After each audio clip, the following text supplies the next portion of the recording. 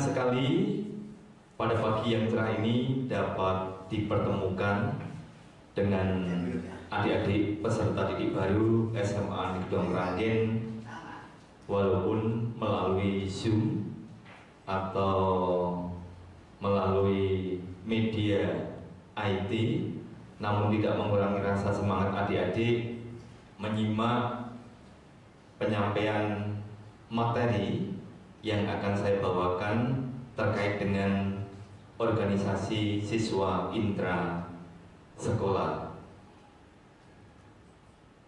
Adik-adik, bagaimana kabarnya pagi hari ini? Tentu baik-baik semuanya.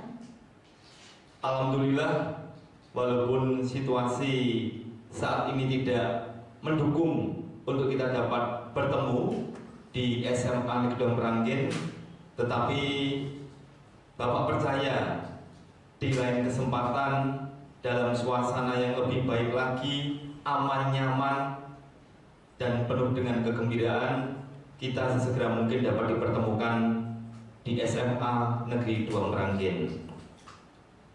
Sebelum Bapak menyampaikan materi tentang organisasi dan OSIS, perkenalkan, nama Bapak adalah Doni Tridadi, mengampu bahasa Indonesia untuk kelas 10 dan kelas 11. Silakan disimak profil atau biodata Bapak. Nama Doni Tridadi, tugas tambahan yang diberikan oleh sekolah selaku pembina OSIS. Selanjutnya juga sebagai pembina pramuka sejak tahun 2002 sampai tahun 2020 masih diberi kepercayaan untuk mendampingi peserta didik baru maupun anak-anak khususnya dalam kegiatan kepramukaan. Tugas tambahan lain adalah sebagai ketua ranting, ketua PGRI ranting SMA Negeri 2 Meranggen sejak tahun 2014 sampai tahun 2020. Hobi kegemaran Bapak sejak sekolah dasar SMP sampai SMA sebagai pengurus OSIS dan kegiatan kepramukaan.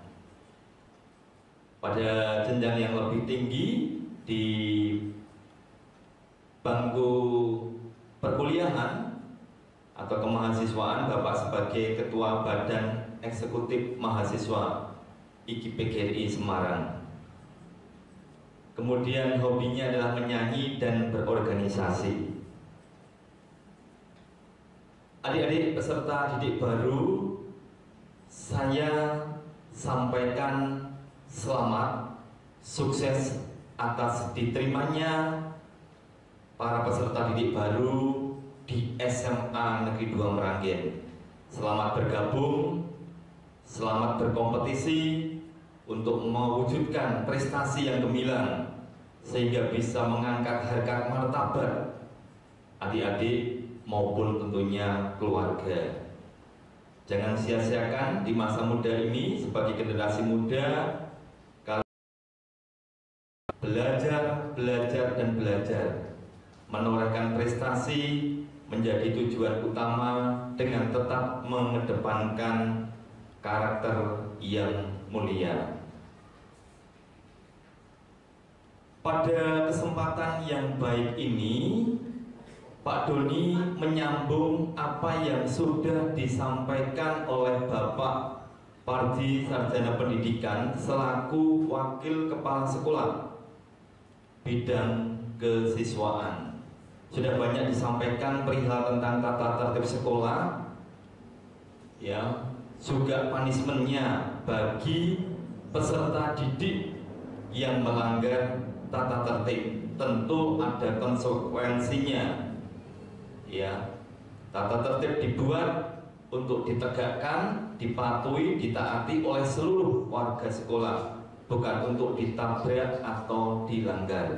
Untuk itu, kesempatan adik-adik yang sudah berkompetisi dengan ratusan bahkan puluhan peserta didik baru, dan ternyata kesempatan baik, kesempatan emas ini adik-adik peroleh untuk bisa masuk di SMA Negeri 2 Meranggento. Itu mari kita belajar bersama, berorganisasi yang baik, kemudian menanamkan pendidikan karakter yang tentunya ini menjadi hal yang utama selain pengetahuan dan keterampilan. Doni selaku pembina OSIS tentu akan menyampaikan kaitannya dengan organisasi. Bagi adik-adik ketika berada di sekolah lanjutan pertama atau SMP, yang hobi, yang gemar, yang senang berdiskusi, menyampaikan ide, gagasan, pendapatnya, tentu ini menjadi sesuatu yang baik, menjadi sesuatu modal utama bagi adik-adik bisa melanjutkan kecakapan, keterampilan berbicaranya, menyampaikan ide, gagasan, kritik dan lain sebagainya dengan baik. Oleh sebab itu, Pak Doni mengajak, mendorong bagi adik-adik yang akan melanjutkan kemampuannya dalam hal berorganisasi untuk menjadi peserta didik, tidak hanya mendapatkan pengetahuan tetapi pengalaman dalam berorganisasi. Mari kita bersama untuk membangun dan mengembangkan organisasi OSIS di SMA Negeri 2 Meranggento ini menjadi organisasi yang luar biasa, yang hebat, yang tentu akan membanggakan nama baik sekolah dan tentunya juga adik-adik. Organisasi sangat bermanfaat di era sekarang ini dengan persaingan di era global yang serba semuanya IT. Kalau hanya pengetahuan menurut Bapak tidak cukup, tetapi leadership tentang organisasi itu sangat diperlukan. Karena tidak hanya pada saat di sekolah, tetapi nanti ketika kalian di kampus, di perguruan tinggi, sampai dengan di tengah masyarakat, maka anak-anak yang senang, yang hobi, yang gemar berorganisasi ini akan menonjol. Sehingga pengetahuan, pengalaman, dan wawasan itu bisa ditularkan kepada teman-temannya. Berangkat dari OSIS, OSIS itu kepanjangan dari organisasi siswa intrasekolah. Di SMP tentu adik-adik yang pernah mengikuti, pernah terjun dalam organisasi OSIS, sesuatu yang tidak asing. Organisasi ini adalah kelompok kerjasama antar siswa, tentu yang memiliki tujuan bersama. Siswa itu sendiri adalah adik-adik dalam sebuah satuan pendidikan. Intra berada di dalam dan di antara siswa. Kemudian tempatnya adalah sekolah. Sekolah ini adalah satuan pendidikan, tempat menyelenggarakan kegiatan belajar mengajar. Adik-adik yang Pak Doni banggakan, pengertian secara organisasi OSIS itu satu-satunya ada organisasi siswa yang sah, yang secara legal formal diakui oleh negara, oleh lembaga pendidikan, dalam hal ini di setiap sekolah. Pengertian secara fungsional, OSIS merupakan salah satu dari 4 jalur pembinaan kesiswaan. Di samping latihan kepemimpinan, ada PDK, ada LDK maksud saya, kemudian ada ekstrakurikuler, dan ada wawasan wiyata mandala. Pengertian secara sistemik, OSIS adalah sebuah sarana kehidupan berkelompok siswa yang bekerja sama untuk mencapai tujuan bersama.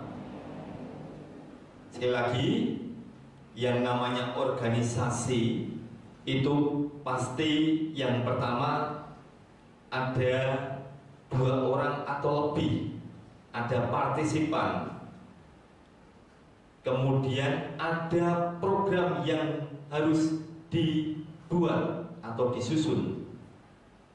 Yang ketiga,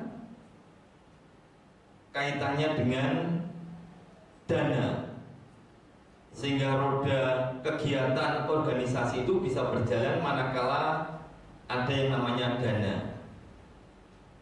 Dan kemudian tentu ada yang namanya evaluasi dan lain sebagainya. Selanjutnya, OSIS mempunyai ciri-ciri. Seperti tadi saya sampaikan bahwa yang namanya organisasi itu ciri-cirinya tentu ada sebuah orientasi pada sebuah tujuan. Yang kedua, memiliki susunan kehidupan berkelompok. Karena OSIS hanya di sekolah, berarti susunan kehidupan kelompoknya adalah para siswa, para pengurus OSIS. Yang ketiga, memiliki sejumlah peranan.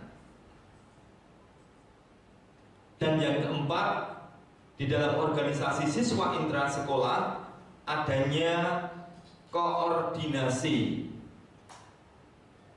di dalam berkomunikasi, berinteraksi, baik sesama pengurus OSIS maupun meminta arahan, saran pendapat dari pembina OSIS, maupun mungkin juga bisa berkembang ke Bapak Wakil Kepala Bidang Kesiswaan, para wali kelas, maupun Bapak Ibu guru yang lainnya.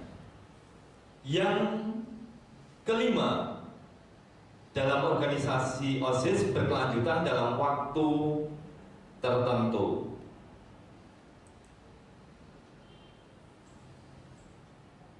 Anak-anak yang berbahagia, fungsi dari OSIS itu ada 6.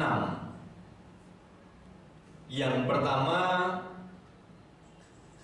sebagai wadah untuk menampung dan menyalurkan aspirasi siswa serta menetapkan garis-garis program. Jadi OSIS di dalam sebuah satuan pendidikan itu memiliki fungsi menyampaikan aspirasi di setiap kelas apabila ingin melaksanakan suatu kegiatan ataupun mungkin usulan terkait dengan program sekolah, program kesiswaan, atau program ekstrakurikuler yang lain yang membutuhkan jalinan kerjasama atau koordinasi, maka aspirasi, ide, gagasan, pendapat itu bisa disampaikan dulu di OSIS sebelum dibawa ke pembina OSIS maupun waka kesiswaan. Yang kedua, fungsi OSIS adalah sebagai pelaksana kegiatan kesiswaan dan sarana komunikasi antar siswa. Jadi apabila menemukan perbedaan pandangan pendapat dalam sebuah organisasi, pasti ada yang namanya dinamika. Maka itu tidak menjadi sesuatu yang tabu ataupun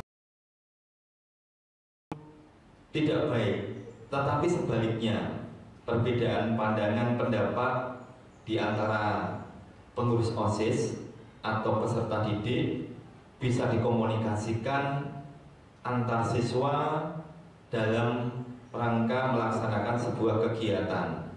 Apabila hal itu tidak dapat mencapai kata sepakat atau titik temu, bisa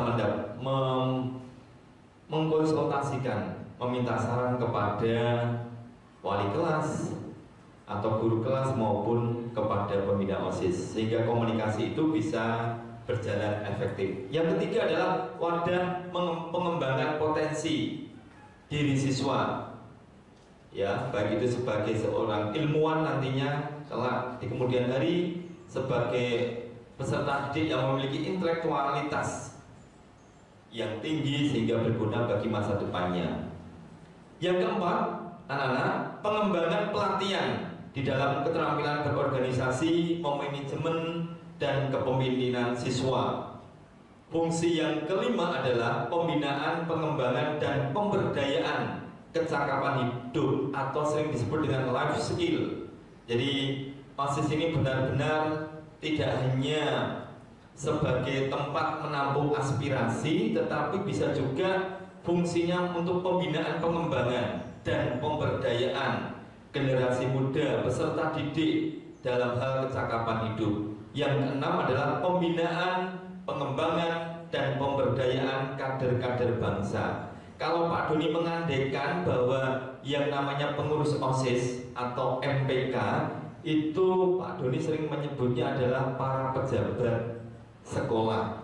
Jadi para pejabat sekolah itu tidak hanya kepala sekolah, bapak ibu wakil kepala sekolah maupun bapak ibu yang memiliki jabatan khusus, tetapi para pengurus OSIS, MPK, anak-anak yang terlibat dalam sebuah kegiatan atau ekstra sebagai koordinator, sebagai penghubung komunikasi, itu Pak Doni sering menyebutnya adalah sebagai pejabat sekolah, ya, sehingga inilah fungsi dari OSIS sebagai pembinaan, pengembangan, dan pemberdayaan kader-kader bangsa. Karena saya yakin ketika kalian sudah terlibat, masuk, dan selanjutnya menekuni dengan baik, mindset yang dibangun adalah saya ingin belajar, saya ingin mencari ilmu, saya ingin berpengalaman, saya ingin mengembangkan kemampuan saya dalam berpendapat dan lain sebagainya. Tentu dan insya Allah pasti kalian nantinya akan menjadi seorang calon pemimpin bangsa. Mungkin tidak saat ini, ke depan, dalam waktu yang tidak terlalu lama, karena kalian sudah memiliki pengalaman, paling tidak memiliki nilai tambah bagi para siswa yang antusias, yang benar-benar komit, punya niatan baik, dan berpikiran positif. Lanjutkan untuk mengikuti kegiatan OSIS di SMA Negeri 2 Meranggen. Faktor pendukung sebuah organisasi itu ditentukan dengan adanya sumber daya. Alhamdulillah dari tahun ke tahun organisasi siswa intrasekolah OSIS sejak Pak Doni mengabdi di SMA Negeri 2 Meranggen, grafiknya selalu meningkat. Jadi dari tahun ke tahun pengkaderannya, kepemimpinannya, organisasinya, program-program kerja yang dibuat dalam menyusun adik ART, kemudian evaluasinya, monitoringnya, semuanya capaiannya baik. Semua itu tidak terlepas dari adanya kebersamaan, tidak terlepas adanya komunikasi yang baik yang dibangun oleh sekolah, mulai dari kepala sekolah, wakil kepala sekolah bidang kesiswaan, wakil kepala sekolah bidang kurikulum, humas, sarpra, maupun kepada dewan guru. Sehingga tentu ini sangat membantu bagi para peserta didik untuk berkompetisi, untuk bersaing secara harmoni dengan baik, sehingga kualitas anak-anak dalam berorganisasi ini memang di kemudian hari bisa dilihat hasilnya.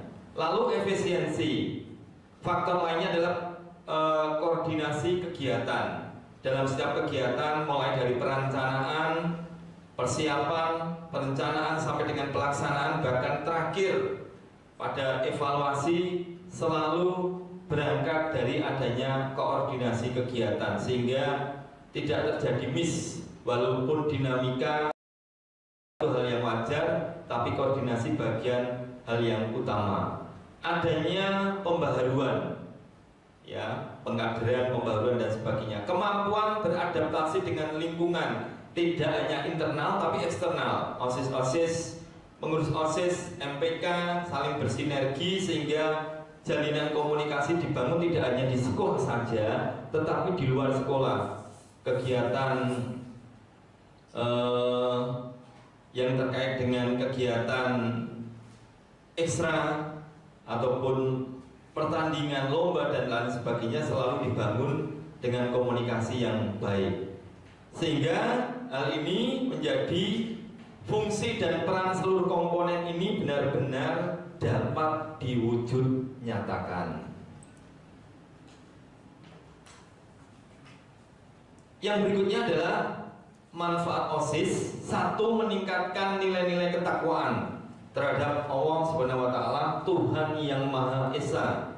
Manfaat yang kedua, menghargai dan mewujudkan nilai-nilai seni, meningkatkan dan mengembangkan kreasi seni. Jadi tadi juga disinggung oleh Bapak Wakil Kepala Sekolah Bidang Kesiswaan, kalau adik-adik, anak-anak calon peserta didik baru, ya, apabila miskomunikasi, ada sebuah gesekan pendapat bukan fisik, nah ini adik-adik harus menyampaikan kepada komponen sekolah, mulai dari guru, wali kelas, pembina OSIS, BK, koordinator SMP 2K, maupun kalau masalah itu tidak bisa terurai, baru ranahnya ke wakil kepala sekolah dan pengambil kebijakan kepala sekolah. Hal itu tidak akan pernah terjadi manakala adik-adik siswa baru menghargai kakak kelasnya. Sebaliknya, kakak kelas memberikan bimbingan, memberikan teladan yang baik, positif, tidak hanya berkata-kata tetapi implementasi dalam bentuk action. Ya, perbuatan sikap yang baik, tentu adik-adik juga akan memberikan rasa hormat, sungkan dengan kakak-kakak kelasnya. Ini sudah dibangun sejak lama oleh Bapak Ibu Guru SMA Negeri 2 Meranggen dan diimplementasikan ke para siswa, sehingga dari tahun ke tahun tidak ada gesekan, tidak ada perbedaan yang fatal di antara peserta didik, tetapi yang ada adalah adanya sebuah kreasi, adanya sebuah inovasi, adanya kebersamaan dalam menjalankan sebuah kegiatan. Yang ketiga, meningkatkan kesehatan jasmani dan rohani, meningkatkan keterampilan, kemandirian dan percaya diri. Itu manfaat OSIS. Yang semula minder, kurang pede, takut ngomong di depan umum, takut berbicara di hadapan teman-temannya atau mungkin bapak ibu guru, tapi karena ikut itu bukan karena ikut-ikutan, awalnya mungkin ikut-ikutan, tetapi karena dorongannya sangat kuat dari dalam, akhirnya si anak teman kalian nanti insya Allah maka ada rasa percaya diri yang tumbuh dari dalam karena sudah terbiasa mendengar, menyimak bapak ibu guru menyampaikan pendapat baik di dalam kelas proses belajar mengajar,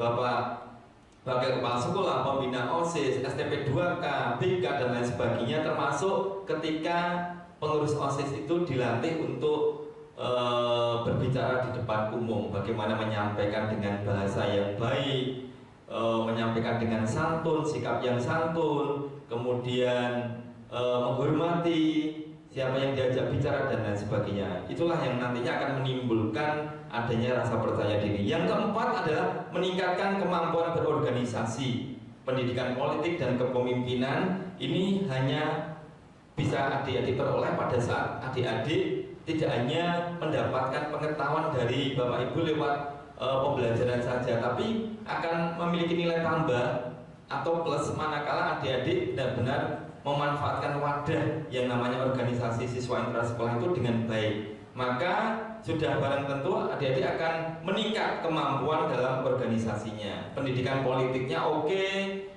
cara memimpinnya juga pasti luar biasa. Yang kelima, meningkatkan kepribadian dan budi pekerti luhur. Orang yang gemar berorganisasi pasti etikanya, kemampuan berbicaranya, kemudian hormat santunnya bisa ditunjukkan dalam kehidupan sehari-hari. Karena tentu dalam organisasi itu banyak karakter, banyak pandangan, ide, gagasan yang bisa Anda adik-adik saring, adik-adik pilah Ya, adik-adik pilih mana yang positif, yang baik, sehingga dari situlah berkembang kepribadian dan budi pekerti luhur yang baik dan 6. Meningkatkan kesadaran berbangsa, bernegara, dan cinta tanah air. Ini juga merupakan bagian dari visi misi sekolah.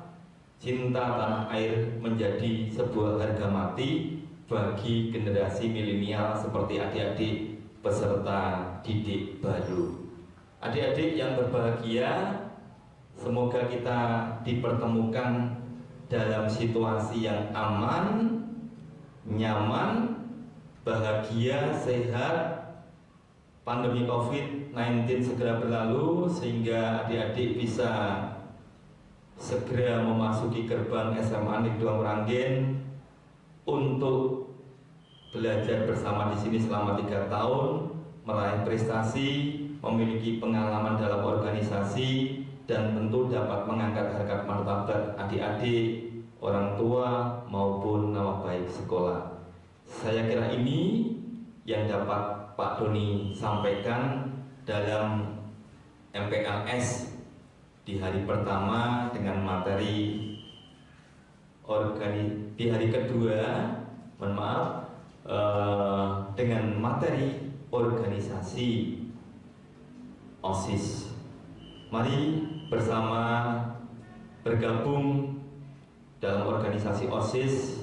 Apa yang Pak Doni sampaikan mungkin masih belum lengkap, tetapi percaya kalau adik-adik melakukan apa yang Pak Doni sampaikan terkait dengan organisasi yang baik itu yang seperti apa, sehingga kalian bisa menunjukkan menghargai kepada sesama.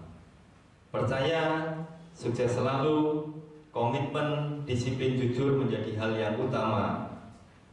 Selamat bergabung, sukses untuk kalian semuanya. Selamat berjumpa di lain kesempatan. Akhir kata, wassalamualaikum warahmatullahi wabarakatuh. Salam sehat selalu. Terima kasih.